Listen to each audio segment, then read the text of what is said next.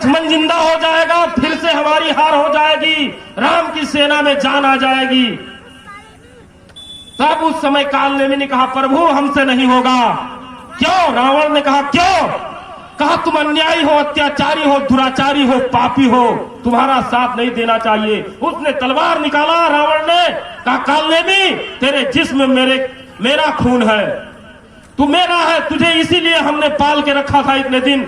आज वक्त आ गया है रावण के सामने, तू अपना हक फर्ज अदा कर। और कालनेमी ने कहा, ठीक है महाराज, आपका आदेश है तो पालन करेंगे।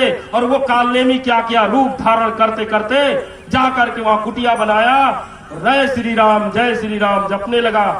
हनुमान जी को लगा कोई राम भक्त आया होगा, जाकर के सुनना शुरू कर दिया। लेकिन याद कीजिए, इतिहास में सत्य की ही जीत होती है। अन्यायी कितना बड़ा पावरफुल, कितना बड़ा शक्तिशाली क्यों ना हो, उसकी पराजय एक दिन न एक दिन निश्चित होती है। इसलिए उनको भी नहाने चले गए, नदी में जागृत कर दिया। गोह ने जागृत कर दिया कि तुम भरम में पड़ गए हो, तुम फंस गए हो, चक्कर में पड़ गए हो, ये छोड़ो चक्कर और तुम अपना काम पे ध्यान दो। इसी तरीके से यहाँ पे ये लोग जो हिमालय कांग्रेस माओवादी फोरम में लगे हैं, ये सब के सब कालनेमी के अवतार हैं, ये कालनेमी के भाई है। इसलिए उनको कहता हूं मैं कि वो चक्कर छोड़ो, अब वक्त बदल गया है। उस लोग लालच में मत पड़ो, सत्य के साथ हो जाओ, हक और इंसाफ के साथ हो जाओ। नेता आप बनो, राजनीति आप कीजिए। हम लोग को नेता नहीं बनना, हम कोई राजनीतिक व्यक्ति नहीं है। आप लोग नेता बनिए, लेकिन गलत जगह पे खड़े होके मत बनिए, जहां से आपके बाल बच्चों का भविष्य बर्बाद होने वाला हो। उस जगह पे मत बैठिए, क्योंकि वहां पे बैठोगे तो हमारे दुश्मन हमेशा रहोगे। हम लोग 10 भी होंगे, हम लोग 1 भी होंगे, हम लोग 100 भी होंगे, तो लड़ते रहेंगे तुमसे। और हम सब ने वही लड़ाई लड़ा भी। जब हम लोग इतने थे तो भी पूरे के पूरे सबसे लड़ते थे, सबसे लड़ते थे, पूरा देश के शासन व्यवस्था से लड़ते थे। आज हम लोग लाखों हैं तो भी लड़ते हैं, कल करोड़ों में भी होंगे। ये हमारी जीत की प्रथम कड़ी है, याद की।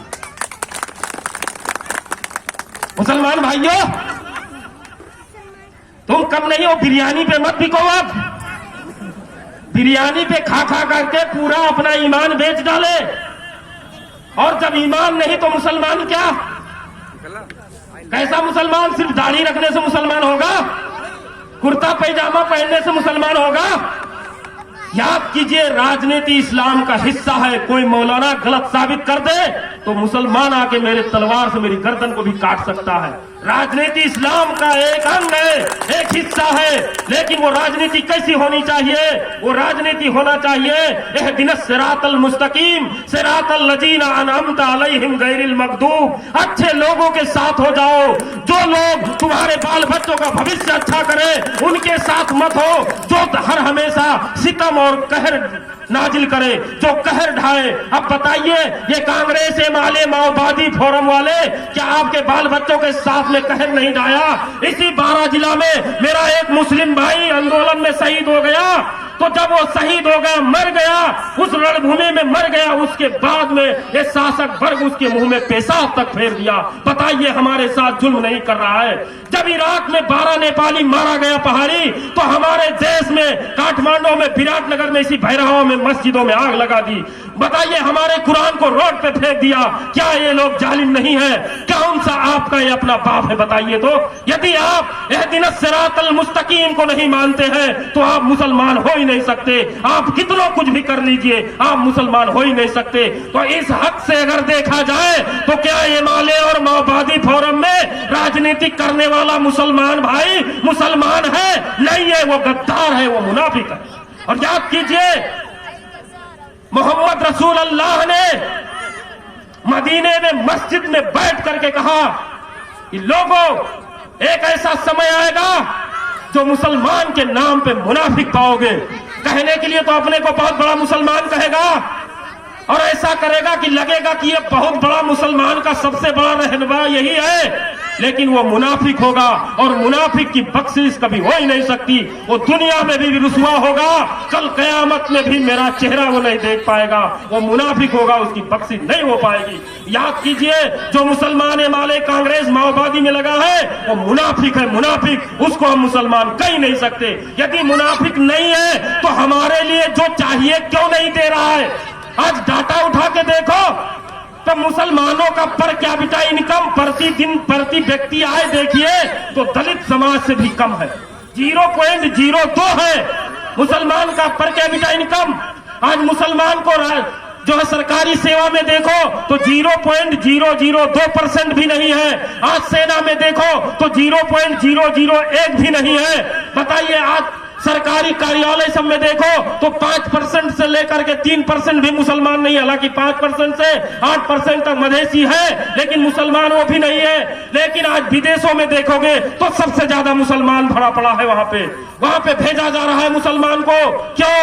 क्यों ऐसा बर्बादी की स्थिति में लेके तुम लोग जा रहे हो हमारे समाज को? कौन सा मुसलमान का तुम ठेकेदार हो सकते हो? आज मुसलमानों का स्थिति देखिए तो सबसे ज्यादा बलात्कृत होता है तो कोई मुस्लिम महिला हो रही है, सबसे ज्यादा दहेज में मारी जाती है तो कोई हमारी मुस्लिम माताएं बहनें मारी जाती है। अगर कोई भी हमारा युवा भाई मारा जाता है तो वो मुसलमान सबसे ज्यादा मारा जाता है। लेकिन तुम अपने शहरों में बैठ करके पूरे जिला पूरे राष्ट्र के मुसलमान का रहनुमा बन करके उन्हीं का साथ दे रहे हो। क्यों दे रहे हो? क्योंकि तुम मुनाफिक हो। मुनाफिक का काम हमेशा होता है दलाली करना, पैसा ठगना। यहाँ पे भी भैरवा में 2-4 मुसलमान होंगे, वो बड़ी बड़ी टोपी लगा के सुबह ही सीडीओ साहब के साथ चाय पीते रहे होंगे।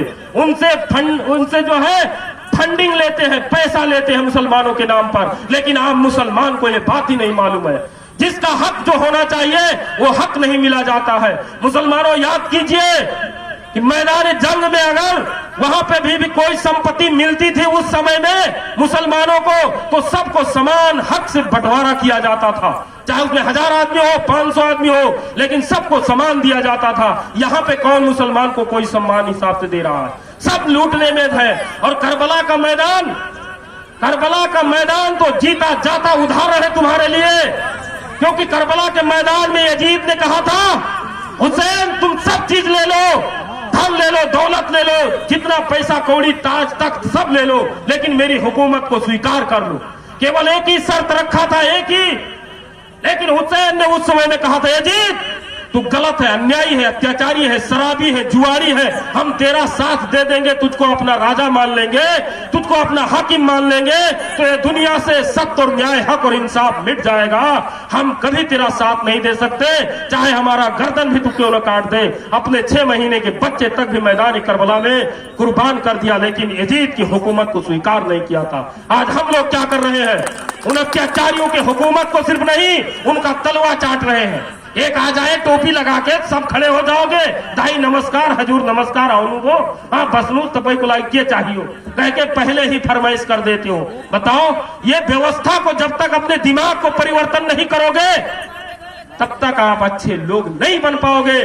चाहे जितना पूजा करो, चाहे जितनी नमाजें पढ़ो, ना आप हिंदू हो सकते हो, ना मुसलमान हो सकते हो। ये सभी धार्मिक दृष्टिकोण से, राजनीतिक दृष्टिकोण से, मनोवैज्ञानिक दृष्टिकोण से, सारे तरीका से ही आप लोग अभी तक गलत रहे हो। और याद कीजिए, गलत का पश्चाताप करना, गुनाह से पनाह मांगना, गुनाह से तौबा करना बहुत बड़ा इंसानियत होता है। उसके जैसा कोई नहीं होता है। मेरा बाप गू खाता था तो क्या हम गू खाएंगे?